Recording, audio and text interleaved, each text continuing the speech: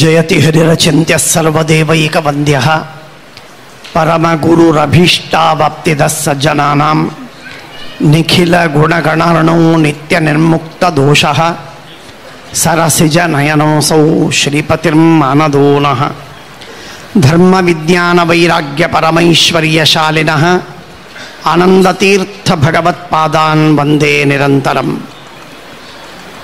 ನಮೋಸ್ತು ತಾತ್ವಿಕಾ ದೇವ ವಿಷ್ಣುಭಕ್ತಿ ಪರಾಯಣಾಃ ಧರ್ಮ ಮಾರ್ಗೇ ಪ್ರೇರಯಂತು ಭವಂತಃ ಸರ್ವ ಏವ ಹಿ.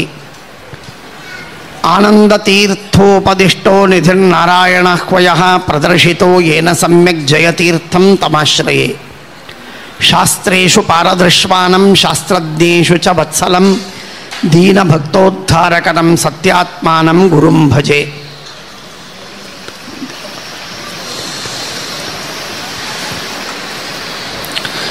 ಶ್ರೀ ಗುರುಭ್ಯೋ ನಮಃ. ಹರಿ ಓಂ.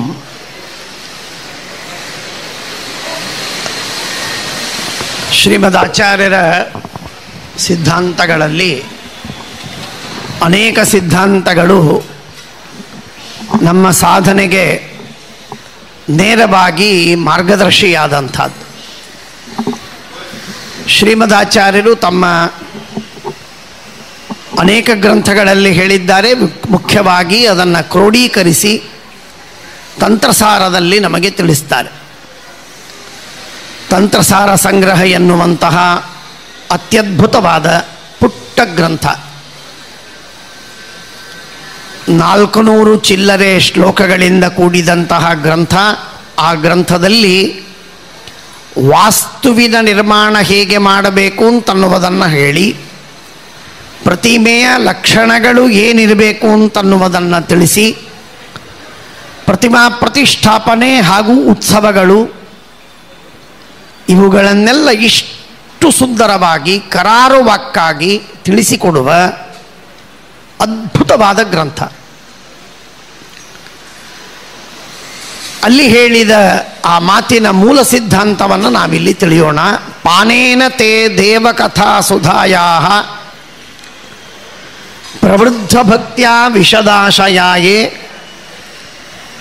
ವೈರಾಗ್ಯಸಾರಂ ಪ್ರತಿಲಭ್ಯ ಬೋಧಂ ಯಥಾಂಜಸಾ ತ್ವೇಯುರಕುಂಠದಿಷ್ಟ್ಯಂ ತಥಾ ಪರೇ ತ್ವಾತ್ಮಸಮಾಧಿಯೋಗ ಬಲೇನ ಜಿತ್ವಾ ಪ್ರಕೃತಿಂ ಬಲಿಷ್ಠಾಂ ತ್ವಾಮೇವ ಧೀರಃ ಪುರುಷಂ ವಿಶಂತಿ ತೇಷಾಂ ಶ್ರಮಸ್ಯಾತ್ ನತು ಸೇವಯಾತೆ. ನಾನಾ ವಿಧವಾದಂತಹ ಸಾಧನಗಳು ಮೋಕ್ಷಗಳಿಗಿದೆ. ಆದರೆ ಪ್ರಧಾನವಾಗಿರುವ 2 ಸಾಧನಗಳು ಅತ್ಯಂತ ಅನಿವಾರ್ಯವಾದ ಸಾಧನೆ. ಅದು ಒಂದು ಭಕ್ತಿ, ಇನ್ನೊಂದು ಭಗವಂತನ ಅಪರೋಕ್ಷ ಜ್ಞಾನ. ಪರಮಾತ್ಮನ ಭಕ್ತಿ ಮತ್ತು ಅಪರೋಕ್ಷ ಜ್ಞಾನಗಳಿಲ್ಲದೇನೆ ಯಾರಿಗೂ ಎಂದೆಂದಿಗೂ ಮೋಕ್ಷವಾಗಿಲ್ಲ. ಯಾರಿಗೂ ಎಂದೆಂದಿಗೂ ಮೋಕ್ಷವಾಗಿಲ್ಲ. ಬೇರೆ ಬೇರೆ ಭಕ್ತರಿಗೆ ಮೋಕ್ಷ ಮೋಕ್ಷ ಮೋಕ್ಷ ಅಂತ ಹೇಳ್ತಿರ್ತಾರೆ. ತೀರ್ಥಕ್ಷೇತ್ರದಲ್ಲಿ ಸ್ನಾನವನ್ನು ಮಾಡುವುದರಿಂದ ಮೋಕ್ಷವಾಗತ್ತೆ, ಇಂಥ ಪರಮಾತ್ಮನ ದರ್ಶನವನ್ನು ಮಾಡಿಕೊಂಡ್ರೆ ಮೋಕ್ಷವಾಗತ್ತೆ, ಹಾಗೆ ಹೀಗೆ ಅಂತ ನಾನಾ ವಿಧವಾದ ಸಾಧನೆಗಳನ್ನು ಶಾಸ್ತ್ರಗಳಲ್ಲಿ ಹೇಳಿದ್ದು ಕಂಡಿದೆ. ಆದರೆ ಶ್ರೀಮದಾಚಾರ್ಯರು ಆ ಎಲ್ಲ ಮಾತಿಗೂ ಕೂಡ ನಿರವಕಾಶವಾದ ಪ್ರಮಾಣಗಳಿಂದ ಸಮರ್ಥನೆ ಮಾಡ್ತಾರೆ. ಇದು ಯಾವ ಸಾಧನೆಗಳಿಂದಲೂ ಮೋಕ್ಷವಲ್ಲ. ಮೋಕ್ಷವಾಗುವುದು ಕೇವಲ ಕೇವಲ ಕೇವಲ ಅಪರೋಕ್ಷ ಜ್ಞಾನದಿಂದ. ಅದು ಅವರವರಿಗೆ ಯೋಗ್ಯವಾಗಿರುವಂತಹ ಬಿಂಬರೂಪ ಅಥವಾ ಅವತಾರ ರೂಪದ ಅಪರೋಕ್ಷ ಜ್ಞಾನದಿಂದ. ಅದನ್ನು ಬಿಟ್ಟು ಇನ್ಯಾವ ಸಾಧನೆಗಳೂ ಇಲ್ಲ. ಹಾಗಾಗಿ ಭಕ್ತಿ ಮತ್ತು ಅಪರೋಕ್ಷ ಜ್ಞಾನಗಳೇನಿವೆ ಅವುಗಳೇ ಮೋಕ್ಷಕ್ಕೆ ಸಾಧನವಾದದ್ದು. ಅವುಗಳನ್ನು ಬಿಟ್ಟು ಮತ್ತೊಂದು ಸಾಧನೆ ಇಲ್ಲ.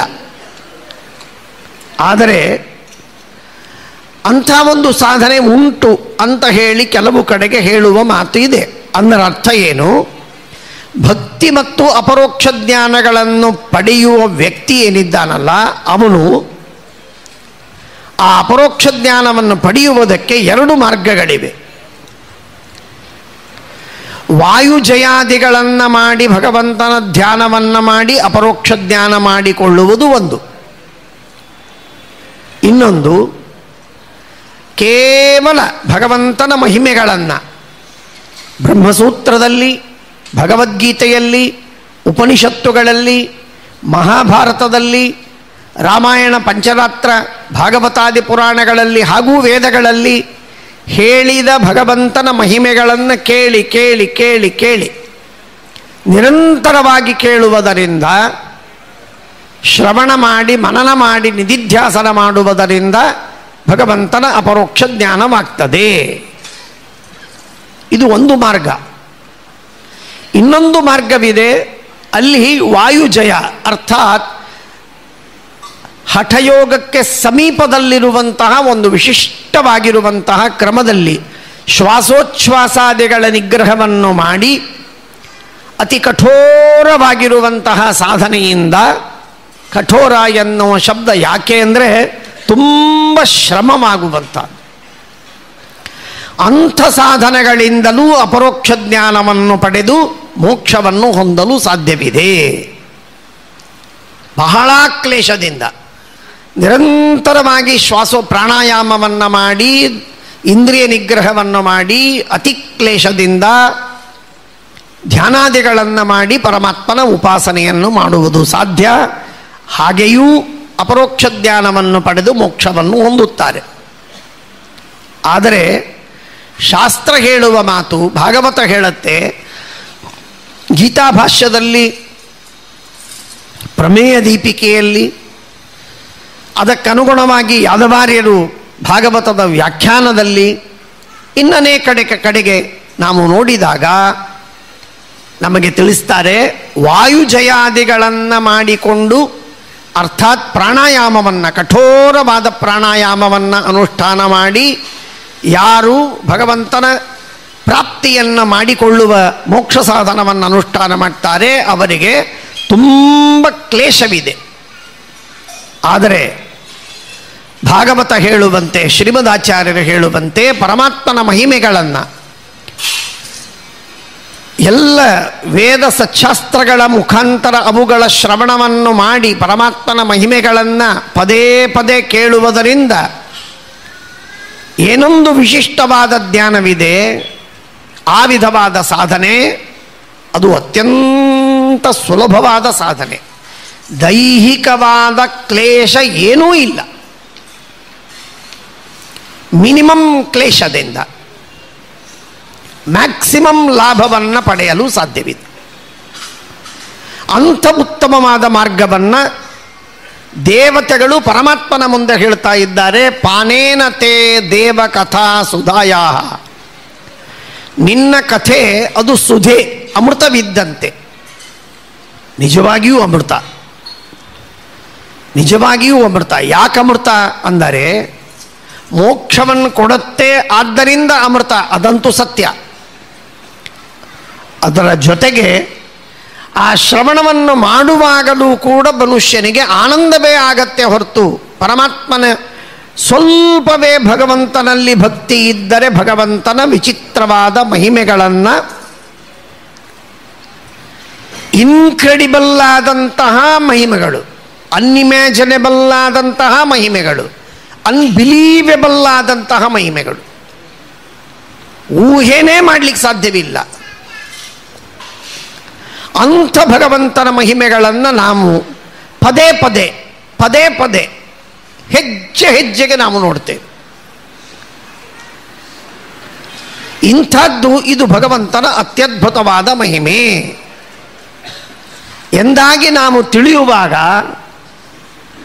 ಆ ವಿಧವಾದ ಮಹಿಮೆಗಳ ಶ್ರವಣ ಮಾಡುವುದರಿಂದ ಮಹಿಮೆಗಳನ್ನು ಕೇಳುತ್ತಿರುವಾಗಲೂ ಆನಂದವೇ, ಕೇಳುವಾಗಲೂ ಆನಂದವೇ. ಕೇವಲ ಮೋಕ್ಷದ ಆನಂದವಷ್ಟೇ ಅಲ್ಲ, ಮೋಕ್ಷದ ಆನಂದವಷ್ಟೇ ಅಲ್ಲ, ಅಖಂಡವಾಗಿ ಭಗವಂತನ ಮಹಿಮೆಯನ್ನು ಕೇಳುವಾಗಲೂ ಆನಂದವಾಗದು. ಪರಮಾತ್ಮನ ಮೂಲರೂಪಿಯಾದಂತಹ ಭಗವಂತನ ವ್ಯಾಪಾರಗಳು, ಅದ್ಭುತವಾದಂತಹ ಭಗವಂತನ ವಿಚಿತ್ರವಾದ ಅಚಿಂತ್ಯ ಶಕ್ತಿಯ ವ್ಯಾಪಾರಗಳು, ಎಲ್ಲ ಪದಾರ್ಥಗಳನ್ನು ಪರಮಾತ್ಮ ಸೂಕ್ಷ್ಮವಾಗಿ ಮಾಡಿ ಅತ್ಯಂತ ಸೂಕ್ಷ್ಮವಾಗಿ ಮಾಡಿ ತನ್ನ ಉದರದಲ್ಲಿ ಇಟ್ಟುಕೊಳ್ತಾನೆ ಅಂತನ್ನುವಂತಹ ಮಹಿಮೆಯಾಗಿರಬಹುದು. ಪರಮಾತ್ಮನ ಒಂದು ರೋಮಕೂಪದಲ್ಲಿ ಶ್ರೀಮದಾಚಾರ್ಯರು ಹೇಳುವಂತಹ ಮಾತು, ಪ್ರಳಯ ಜಲ ಅಂದರೆ ಏನು? ಅನಂತವಾದ ಪರಮಾತ್ಮನ ಅನಂತವಾದ ಪ್ರಳಯ ಜಲ. ಪ್ರಳಯ ಕಾಲದಲ್ಲಿ ಏನು ನೀರಿರದೆ ಪ್ರಕೃತ್ಯಾತ್ಮಕವಾದ ಲಕ್ಷ್ಮ್ಯಾತ್ಮಕವಾದ ಜಲ ಅದು ಅನಂತವಾಗಿದೆ.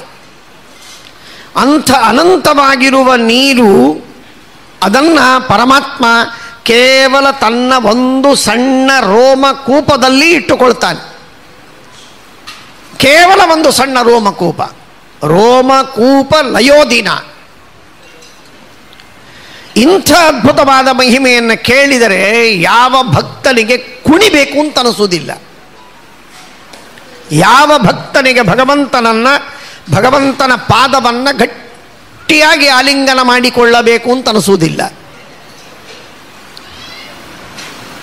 ಲೋಕೋತ್ತರವಾದ ಮಹಿಮೆ, ಬ್ರಹ್ಮಾದಿ ದೇವತೆಗಳಿಗೆ ತಿಳಿಯಲಾರದ ಮಹಿಮೆ ಮಾತ್ರವಲ್ಲ, ಸ್ವಯಂ ಲಕ್ಷ್ಮೀದೇವಿಯ ಬಗ್ಗೆ ಹೇಳ್ತಾರೆ.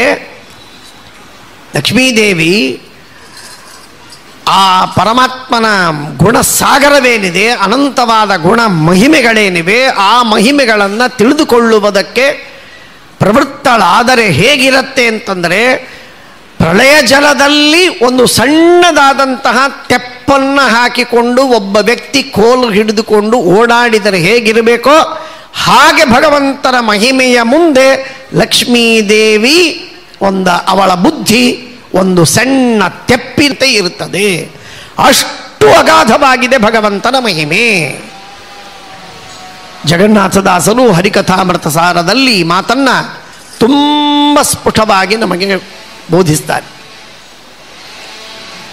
ಈ ವಿಧವಾದಂತಹ ಭಗವಂತನ ಮಹಿಮೆ ಅಂದರೆ ಊಹಾತೀತ. ಇದು ನಮ್ಮ ಬಿಯಾಂಡ್ ಹ್ಯೂಮನ್ ಕೆನ್ ಅಂತಾರಲ್ಲ, ಆ ರೀತಿಯಾಗಿ ಪರಮಾತ್ಮನನ್ನು ಏನು ಮಾಡಿದರೂ ತಿಳಿಯಲು ಸಾಧ್ಯವಿಲ್ಲ. ಮನುಷ್ಯರಿಗೆ ಬಿಟ್ಬಿಡಿ. ಗುಣಾಶ್ಯುತ ಸುವಿರುದ್ಧಾಶ್ಚ ದೇವೇ ಸಂತ್ಯಶ್ಯುತ ಅಪಿ ನೈವಾತ್ರ ಶಂಕ ಚಿಂತ್ಯಾಹ ಅಚಿಂತ್ಯಾಶ್ಚ. ಅಂಥ ಭಗವಂತನ ಅದ್ಭುತವಾದ ಮಹಿಮೆ. ಇಡೀ ಜಗತ್ತನ್ನು ಪರಮಾತ್ಮ, ವಾದಿರಾಜರ ಸ್ವಾಮಿಗಳವರು ಒಂದು ಕಡೆಗೆ ಹೇಳ್ತಾರೆ, ಪರಮಾತ್ಮ ಬೆಣ್ಣೆಯನ್ನು ತಿಂದ ಇತ್ಯಾದಿ ಮಾತುಗಳನ್ನು ಹೇಳಿದಾಗ ಪರಮಾತ್ಮ ಹಸಿವಾಗಿತ್ತು, ಹೊಟ್ಟೆ ತುಂಬೋದು. ಪರಮಾತ್ಮನ ನೈವೇದ್ಯ ಮಾಡುವುದಕ್ಕೆ ನೀವು ಕೊಡುವ ಈ ಅನ್ನ ಆಹಾರಗಳು ಎಲ್ಲಿದೆ? ಇಡೀ ಬ್ರಹ್ಮಾಂಡ ಪರಮಾತ್ಮನ ಒಂದು ದೊಡ್ಡದಾದ ದೇಹದ ಹೊಟ್ಟೆಯ ಭಾಗದ ಲೇಷದ ಒಂದು ಭಾಗದಲ್ಲಿ ಎಲ್ಲೋ ಒಂದು ಕಡೆಗೆ ಒಂದು ಪರಮಾಣುವಿನಂತೆ ಕೂತಿರ್ತದೆ ಅಷ್ಟೆ. ಇಷ್ಟು ಪರಮಾತ್ಮನ ವಿಚಿತ್ರವಾದಂಥದ್ದು. ಮೂಲ ರೂಪ ಬಿಟ್ಬಿಡಿ. ಪರಮಾತ್ಮ ಕೃಷ್ಣನಾದಾಗ ಅನೇಕ ಜನರು ಕಂಪೇರ್ ಆದ ಕಾರಣಕ್ಕೆ ಹೇಳ್ತಾ ಇದ್ದೇನೆ. ಕೃಷ್ಣ ರೂಪನಾಗಿ ಅವತಾರ ಮಾಡಿದಾಗಲೂ ಕೂಡ ನಿಸ್ಸೀಮಾಶಕ್ತ ಯೋಸ್ಯಹಿ ಯಥೈವ ಕೃಷ್ಣಸ್ಯ ಬ್ರಹ್ಮತಾಖಿಲ ದರ್ಶಿತಾ ಚೈವ ಪಾರ್ಥಾಯ. ಪರಮಾತ್ಮ ತನ್ನ ವಿಶ್ವರೂಪವನ್ನು ತೋರಿಸುವುದು ಮಾತ್ರವಲ್ಲ, ಆ ವಿಶ್ವರೂಪಕ್ಕಿಂತಲೂ ವಿಲಕ್ಷಣವಾಗಿರುವಂತಹ ಸಣ್ಣ ರೂಪದಲ್ಲೇನೆ ತನ್ನ ಬಾಯಿಯಲ್ಲಿ ಇಡೀ ಬ್ರಹ್ಮಾಂಡವನ್ನು ತೋರಿಸಿದ. ಈ ವಿಧವಾದಂತಹ ಏನೇನು ಒಂದೊಂದು ಮಹಿಮೆಗಳೇನಿವೆ, ಆ ಮಹಿಮೆಗಳು ಲೋಕೋತ್ತರವಾದ ಮಹಿಮೆಗಳು. ಆ ಲೋಕೋತ್ತರವಾದ ಮಹಿಮೆಗಳು ನಮ್ಮ ಮನಸ್ಸಿನಲ್ಲಿ ಒಂದು ಬಾರಿಯಾದರೂ ಸುಳಿದು ಹೋಗಬೇಕು. ಜಪಕಾಲದಲ್ಲಿ, ಪಾರಾಯಣ ಮಾಡುವಾಗ, ಧ್ಯಾನ ಮಾಡುವಾಗ, ಭಗವಂತನ ಆವಾಹನೆ ಮಾಡುವಾಗ, ಪರಮಾತ್ಮನಿಗೆ ಅರ್ಚನೆ, ಆರತಿ, ನೈವೇದ್ಯಾದಿಗಳ ಸಮರ್ಪಣೆಯ ಕಾಲದಲ್ಲಿ ಒಂದು ಬಾರಿಯಾದರೂ ಈ ಅನುಸಂಧಾನಗಳು ಬರಲೇಬೇಕು. ಶ್ರೀಮದಾಚಾರ್ಯ ಹೇಳ್ತಾರೆ, ಆ ವಿಷಯ ಹೇಳಿದರೆ ಅರ್ಥವಾಗುವುದಿಲ್ಲ. ಸಾಮಾನ್ಯವಾಗಿ ಒಬ್ಬ ಅನಂತ ಜೀವರಾಶಿಗಳು, ಒಬ್ಬೊಬ್ಬ ಜೀವನಿಗೆ ಅನಂತ ಕರ್ಮಗಳು, ಆ ಒಬ್ಬೊಬ್ಬ ಜೀವನ ಅನಂತ ಕರ್ಮಗಳಿಗೆ ಅಭಿಮಾನಿ ದೇವತೆಗಳು ಅನಂತ. ಅಭಿಮಾನಿ ಜೀವರು ಅನಂತ, ಅವರ ಅನಂತ ಕರ್ಮಗಳು, ಅದಕ್ಕೆ ಮತ್ತೆ ಅಭಿಮಾನಿಗಳು, ಅವರಿಗೆ ಮತ್ತೆ ಅನಂತ ಕರ್ಮಗಳು, ಅವರ ಮತ್ತೆ ಅಭಿಮಾನಿಗಳು, ಎಂಡ್ಲೆಸ್.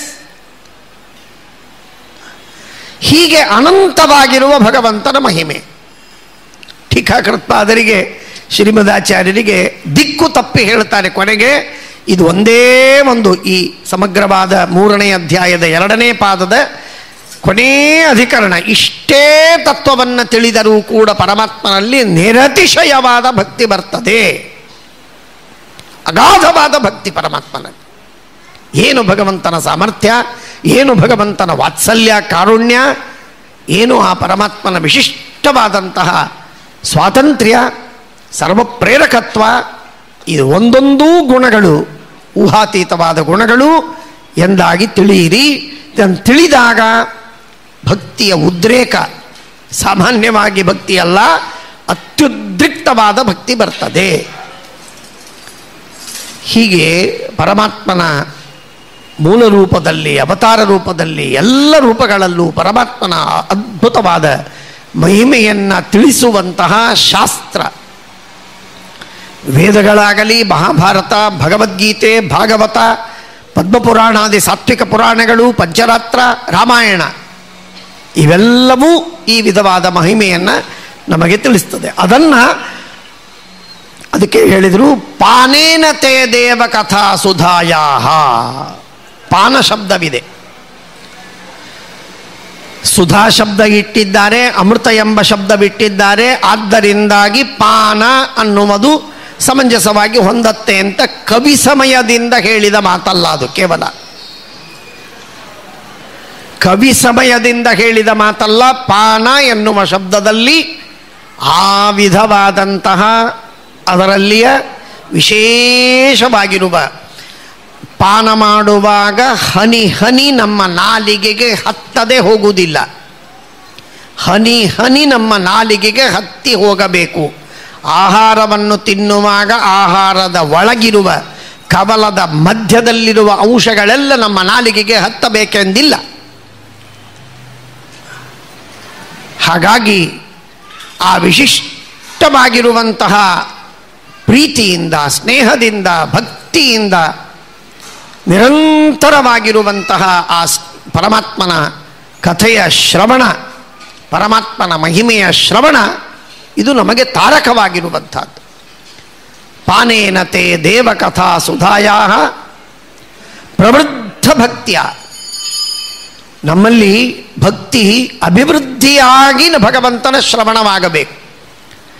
ನಾವು ಪರಮಾತ್ಮನ ಶ್ರವಣವನ್ನು ಮಾಡುವ ಕಾಲದಲ್ಲಿ ನಮಗೆ ಭಕ್ತಿ ಇಲ್ಲದೆ ನಾವು ಮಾಡಿದರೂ ಆ ಶ್ರವಣ ಮಾಡುವುದರಿಂದಲೇ ಭಕ್ತಿ ಬರುತ್ತೆ, ಶ್ರವಣ ಮಾಡುವುದರಿಂದಲೇ ಭಕ್ತಿ ಬರುತ್ತೆ, ಅದರಲ್ಲೇನು ವಿವಾದವಿಲ್ಲ.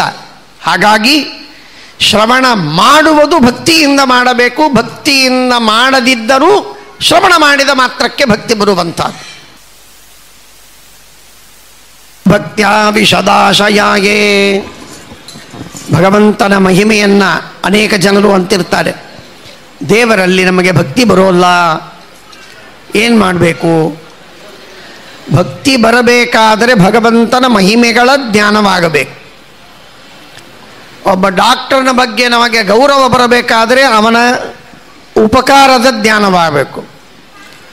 ಲಾಯರು, ಇಂಜಿನಿಯರು, ಮಿನಿಸ್ಟರು, ನ್ಯಾಯಾಧೀಶ, ಜಡ್ಜು, ಎಂಟರ್ಪ್ರನೋ, ಯಾರ ಬಗ್ಗೆ ನಮಗೆ ಗೌರವ ಬರಬೇಕಾದರೆ ಅವನು ಮಾಡಿದ ಉಪಕಾರದ ಜ್ಞಾನವಾಗಬೇಕು, ಅವನ ಗುಣಗಳ ಜ್ಞಾನವಾಗಬೇಕು.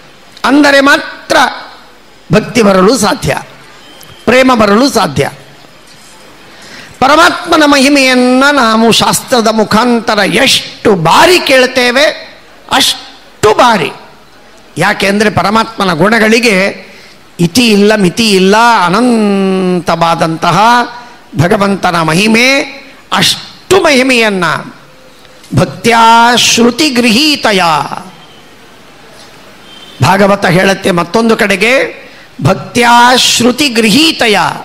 ಶ್ರುತಿ ಎಂದರೆ ಶ್ರವಣ, ಪರಮಾತ್ಮನ ಮಹಿಮೆಗಳನ್ನು ಕೇಳೋದು, ಮೇಲಿಂದ ಮೇಲೆ, ಮೇಲಿಂದ ಮೇಲೆ ಕೇಳಿ ಕೇಳಿ ಕೇಳಿ ನಾವು ಎಷ್ಟು ಬಾರಿ ಆ ಭಗವಂತನ ಮಹಿಮೆಯನ್ನು ಕೇಳ್ತೇವೋ ಅಷ್ಟು ನಮ್ಮ ಮನಸ್ಸಿನಲ್ಲಿ ಭಕ್ತಿ ಪಕ್ವವಾಗುವುದು ನಿಶ್ಚಿತ, ವಿವಾದವೇ ಇಲ್ಲ.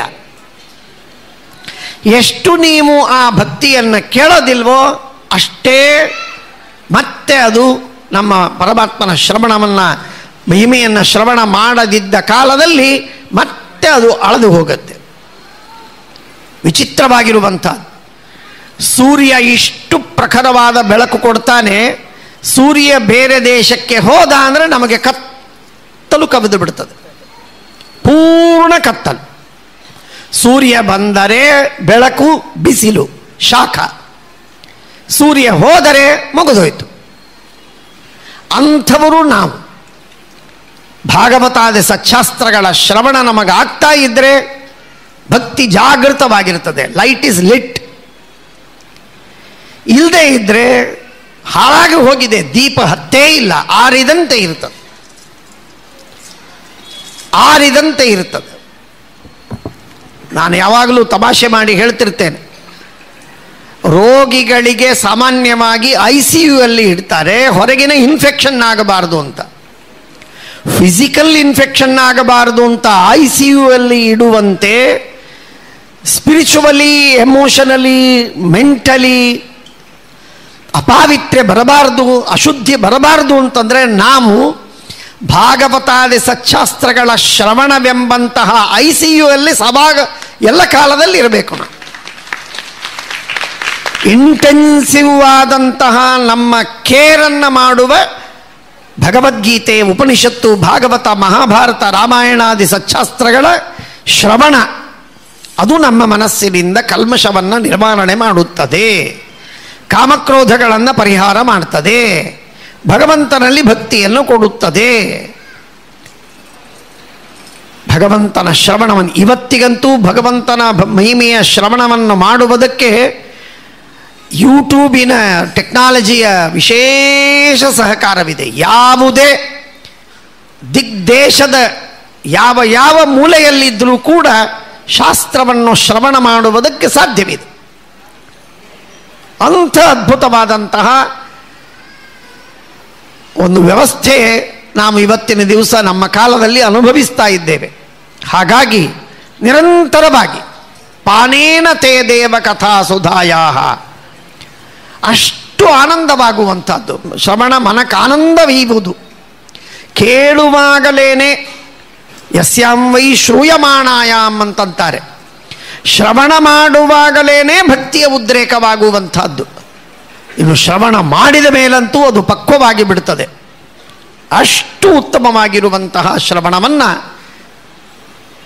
ಪ್ರವೃದ್ಧ ಭಕ್ತಿಯ ವಿಶದಾಶಯಾಯೇ, ನಿರ್ಮಲವಾದ ಮನಸ್ಸಿನಿಂದ. ಶ್ರೀಮದಾಚಾರ್ಯರು ಒಂದು ಮಾತನ್ನು ಹೇಳ್ತಾರೆ, ಮಲಿನಾನಿ ಮನಾಂಸಿ ಕುತಃಕರಣಂ. ನಾನಾ ವಿಧವಾದಂತಹ ದೋಷಗಳು ನಮ್ಮ ಮನಸ್ಸಿನಲ್ಲಿದ್ದರೆ, ಕಾಮಕ್ರೋಧ ಲೋಭ ಮೋಹ ಮದ ಮತ್ಸರಗಳಿದ್ದರೆ, ಆಗ ನಾವು ಯಾವುದನ್ನು ಕಾಮಿಸ್ತೇವೋ ಅದೇ ನಮ್ಮ ಮನಸ್ಸಿನಲ್ಲಿ ಬರ್ತದೆ. ಯಾರನ್ನು ದ್ವೇಷಿಸ್ತೇವೆ ಅವನ ಬಗ್ಗೆ ದ್ವೇಷವೇ ನಮಗೆ ಸದಾಕಾಲ ನಮ್ಮ ಮನಸ್ಸಿನಲ್ಲಿ ಇರ್ತದೆ. ಹೀಗೆ ನಮ್ಮ ಮನಸ್ಸು ಯಾವಾಗಲೂ ಕಲ್ಮಶದಿಂದ ಕಲುಷಿತವಾಗುವುದಕ್ಕೆ ಸಸೆಪ್ಟಿಬಲ್ ಆಗಿದೆ, ಆಲ್ವೇಸ್ ಪ್ರೋನ್.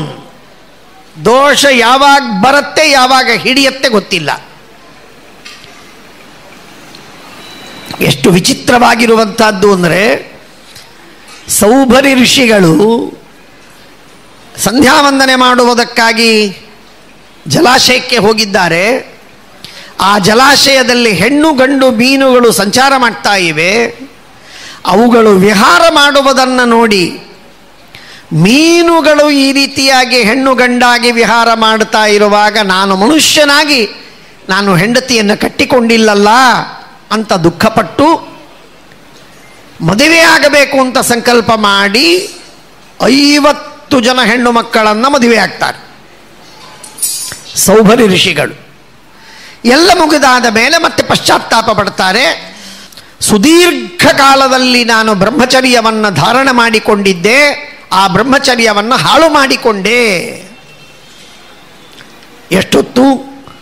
1 ನಿಮಿಷದವರೆಗೆ ಮಾತ್ರ ಮಾತ್ರ ಆ ಹೆಣ್ಣು ಗಂಡು ಮೀನುಗಳು ಸಂಚಾರ ಮಾಡುವುದನ್ನು ಕಂಡದ್ದಕ್ಕೆ ಇಷ್ಟರ ಮಟ್ಟಿಗೆ ಕೆಟ್ಟ ಭಾವನೆ ಮನಸ್ಸಿನಲ್ಲಿ ಬರುವುದು ಸಾಧ್ಯವಾಗಿದೆ. ಯಾರಿಗೆ? ಸೌಭರಿ ಋಷಿಗಳಂತಹ ಮಹಾನುಭಾವರಿಗೆ, ದೊಡ್ಡ ತಪಸ್ವಿಗಳು, ಅಪರೋಕ್ಷ ಜ್ಞಾನಿಗಳು. ನಮ್ಮ ಅವಸ್ಥೆ ಏನು? ಎಷ್ಟು ಹೊಲಸಿದೆ ನಮ್ಮ ಮನಸ್ಸು, ಎಷ್ಟು ಕಲ್ಮಶವಿದೆ, ಎಷ್ಟು ನಮ್ಮನ್ನು ನಾವು ರಕ್ಷಣೆ ಮಾಡಿಕೊಳ್ಳಬೇಕು, ಇಮ್ಯುನಿಟಿ ಎಷ್ಟು ಡೆವಲಪ್ ಮಾಡಿಕೊಳ್ಳಬೇಕು ಅಗೈನ್ಸ್ಟ್ ಕಾಮಕ್ರೋಧಗಳು. ಇಂಥ ವಿಚಿತ್ರವಾಗಿರುವಂಥದ್ದು ಇದು ಎಲ್ಲದಕ್ಕೂ ಮದ್ದು. ಸತ್ಯಧ್ಯಾನ ತೀರ್ಥ ಶ್ರೀಪಾದಂಗಳವರು ಹೇಳಬೇಕು, ಯಾವ ವ್ಯಕ್ತಿ ವೈರಾಗ್ಯವನ್ನು ಸಾಧನೆ ಮಾಡಬೇಕು ಅಂತಂತಾನೆ ಅವನು ನಿರಂತರವಾಗಿ ಶಾಸ್ತ್ರ ಪಾಠದ ಪ್ರವಚನಗಳಲ್ಲಿ ಅವನು ತೊಡಗಿದ ಅಂತಂದರೆ ಅಷ್ಟು ಕಾಲದವರೆಗೆ ಅವನು ಇಮ್ಯೂನಾಗಿರ್ತಾನೆ. ಯಾವ ದೋಷಗಳು ಅವನ ಮನಸ್ಸಿನಲ್ಲಿ ಸುಳಿಯುವುದು ಸಾಧ್ಯವಿಲ್ಲ.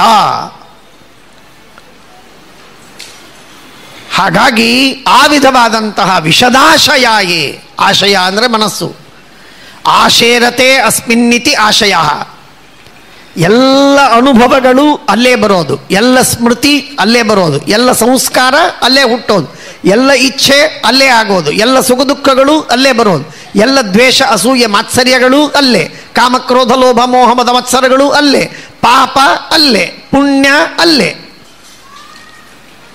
ಈಗಿನ ಕಾಲದ ಜನ ಹೇಳ್ತಾರಲ್ಲ, ಟಿ ಬಿ ಇಷ್ಟು ಜಿ ಬಿ ಇಷ್ಟು ಟಿ ಬಿ, ಇದು ಏನು ಜಿ ಬಿನೋ ಟಿ ಬಿನೋ ಏನು ಎಂ ಬಿನೋ ಝೆಡ್ ಬಿ, ಇದು ಮನಸ್ಸು ಅಂತ ಅನ್ನೋದೇನಿದೆಯಲ್ಲ, ಇದು ಅನಾದಿ ಕಾಲದಿಂದ ಅನಾದಿ ಮನಸ್ಸಿ ಸ್ಥಿತಾ ಅನಾದ್ಯನುಭವಾಗತಾ ಅನಂತ ಅನಂತ ಅನಂತ ಅನಂತ ಪುಣ್ಯ ಪಾಪ ಸಂಸ್ಕಾರ ಅನುಭವ ಸುಖ ದುಃಖ ಇಚ್ಛಾ ದ್ವೇಷ ಕಾಮಕ್ರೋಧಗಳು ಎಲ್ಲವೂ ಒಳಗಿದೆ. ಮನಸ್ಸಿನಲ್ಲಿ ಇಲ್ಲದೆ ಇದ್ದದ್ದು ಇನ್ನು ದೇಹದಲ್ಲಿ ಎಲ್ಲೂ ಇಲ್ಲ. ನಮ್ಮದೇನಿದೆ ಅದೆಲ್ಲ ಮನಸ್ಸಿನಲ್ಲಿದೆ. ಇಂದ್ರಿಯಗಳಲ್ಲೇನಿಲ್ಲ, ಅದೆಲ್ಲ ಟೊಳ್ಳು. ಇಂದ್ರಿಯಗಳು ಕೇವಲ ಒಂದು ಇನ್ಲೆಟ್ ಔಟ್ಲೆಟ್ ಅಷ್ಟೇ ಇದ್ದದ್ದಲ್ಲಿ, ಇನ್ನೇನಿಲ್ಲ ಅಲ್ಲಿ. ಸ್ಟೋರೇಜ್ ಎಲ್ಲವೂ ಮನಸ್ಸಿನಲ್ಲೇನೆ, ಎಲ್ಲ ಸ್ಟೋರೇಜು ಅಲ್ಲೇ ಮನಸ್ಸಿನಲ್ಲಿ. ಅದೆಲ್ಲವೂ ಇಂಟರ್ಲಿಂಕ್ಡ್ ಆದಂತಹ ವಸ್ತುಗಳು. ಪುಣ್ಯವಿದ್ರೆ ಭಗವಂತನ ಸ್ಮರಣೆ ಆಗ್ತದೆ, ಪಾಪವಿದ್ರೆ ಭಗವಂತನ ಮರ್ತೋಗ್ತಾನೆ. ಪುಣ್ಯವಿದ್ರೆ ಕಾಮಕ್ರೋಧಾದಿಗಳ ನಿಗ್ರಹವಿದೆ, ಪಾಪವಿದ್ರೆ ಕಾಮಕ್ರೋಧಾದಿಗಳು ಉಲ್ಬಣವಾಗಿ ಬಿಡ್ತವೆ. ಹೀಗಾಗಿ ಆ ಆಶೇರತೆ ಅಸ್ಮಿನ್ನಿತಿ ಆಶಯ, ಎಲ್ಲ ಮನಸ್ಸು ಅನಂತ ಜೀವರಾಶಿಗಳ ಮನಸ್ಸು, ಎಲ್ಲ ಮನಸ್ಸೇ ಈ ಎಲ್ಲ ವ್ಯಾಪಾರಗಳಿಗೆ ಕಾರಣ. ಆ ಆಶಯ ಮನಸ್ಸು, ಅದರಲ್ಲಿ ಭಾಗವತ ಪಂಚಮಸ್ಕಂದದಲ್ಲಿ ಹೇಳ್ತಾರೆ, ಕೋಟಿ ಕೋಟಿ ವೃತ್ತಿಗಳು ದಿನಕ್ಕೆ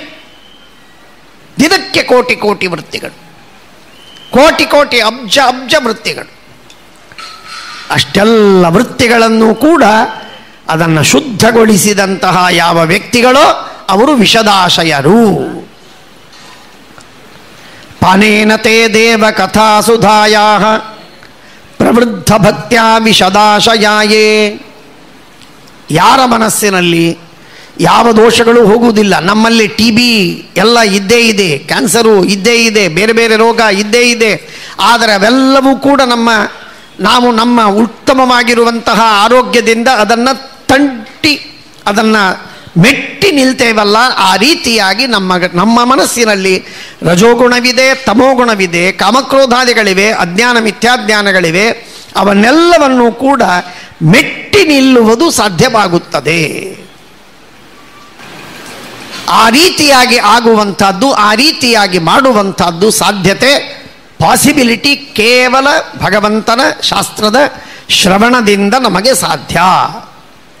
ಪರಮಾತ್ಮನ ಅನುಗ್ರಹ, ಶ್ರೀಮದ್ ಆಚಾರ್ಯರ ಅನುಗ್ರಹ, ತತ್ವಾಭಿಮಾನಿ ದೇವತೆಗಳ ವಿಶೇಷವಾದ ಅನುಗ್ರಹ ಹಾಗೂ ಗುರುಗಳ ವಿಶಿಷ್ಟವಾದಂತಹ ಕೃಪೆ. ಪಾನೇನ ತೇ ದೇವ ಕಥಾ ಸುಧಾಯಾ ವೈರಾಗ್ಯ ಸಾರಂ, ವೈರಾಗ್ಯದ ಫಲ. ಇಡೀ ಜಗತ್ತಿನಲ್ಲಿ ನಾವು ವೈರಾಗ್ಯವನ್ನು ತಾಳಿದರೆ ಮಾತ್ರ ಭಗವಂತನ ದರ್ಶನವಾಗಲು ಸಾಧ್ಯ, ಇಲ್ಲದಿದ್ದರೆ ಸಾಧ್ಯವಿಲ್ಲ. ಇಂಥ ಅದ್ಭುತವಾಗಿರುವಂತಹ ವೈರಾಗ್ಯ ಸಾರಂ ಪ್ರತಿಲಭ್ಯ ಬೋಧಂ. ಬೋಧ ಎಂದರೆ ಭಗವಂತನ ಅಪರೋಕ್ಷ ಜ್ಞಾನ. ಆ ವಿಧವಾದಂತಹ ಅಪರೋಕ್ಷ ಜ್ಞಾನ ನಮಗೆ ಲಭಿಸ್ತದೆ. ಆಗ ಆ ಅಪರೋಕ್ಷ ಜ್ಞಾನದ ಮಹಿಮೆಯಿಂದ ಅಪರೋಕ್ಷ ಜ್ಞಾನದ ವಿಶಿಷ್ಟವಾದ ಫಲವಾಗಿ ಪರಮಾತ್ಮನ ಪ್ರಾಪ್ತಿಯಾಗಲು ಸಾಧ್ಯ. ಹಾಗಾಗಿ ಅದಕ್ಕಾಗಿ ಹೇಳುವಂತಹ ಮಾತು ಇದು. ನೋಡಿ, ಇಲ್ಲಿ ಎಷ್ಟೆಲ್ಲ ಮಾತುಗಳನ್ನು ಒಂದೇ ಶ್ಲೋಕದಲ್ಲಿ ಎಲ್ಲ ಸಾಧನವನ್ನು ಸಂಕ್ಷೇಪವಾಗಿ ತಿಳಿಸಿದರು. ವಿಷದಾಶಯ ಎನ್ನುವ ಮಾತಿನಿಂದ ಮನಸ್ಸಿನ ಶೋಧನವನ್ನು ಹೇಳಿದರು. ಮನಸ್ಸು ನಿರ್ಮಲವಾಗಬೇಕು.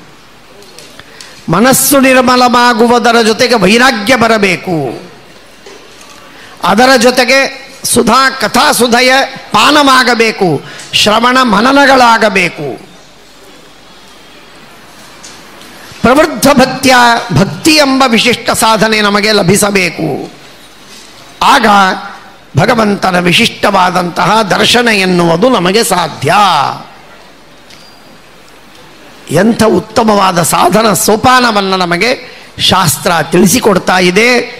ಈ ವಿಧವಾದಂತಹ ಅತ್ಯುತ್ತಮವಾದ ಸಾಧನೆಯನ್ನು ಮಾಡಿ ನಾವು ಮಾಡುವುದು ಇನ್ನೆಲ್ಲ ಸಾಧನೆಗಳು ಆಗಲಿ ಆಗದಿರಲಿ, ಶಾಸ್ತ್ರದ ಶ್ರವಣವನ್ನು ಮಾತ್ರ, ಭಗವಂತನ ಮಹಿಮೆಯ ಶ್ರವಣವನ್ನು ಮಾತ್ರ ಸದಾಕಾಲ ಮಾಡುತ್ತಿರುವಂತಹ ಕೈಂಕರ್ಯವನ್ನು ಭಗವಂತ ಗುರುಗಳು ಒದಗಿಸಲಿ ಎಂಬುದಾಗಿ ಪ್ರಾರ್ಥನೆ ಮಾಡುತ್ತಾ ಮುಗಿಸ್ತೇನೆ. ಶ್ರೀಕೃಷ್ಣಾರ್ಪಣಮಸ್ತು.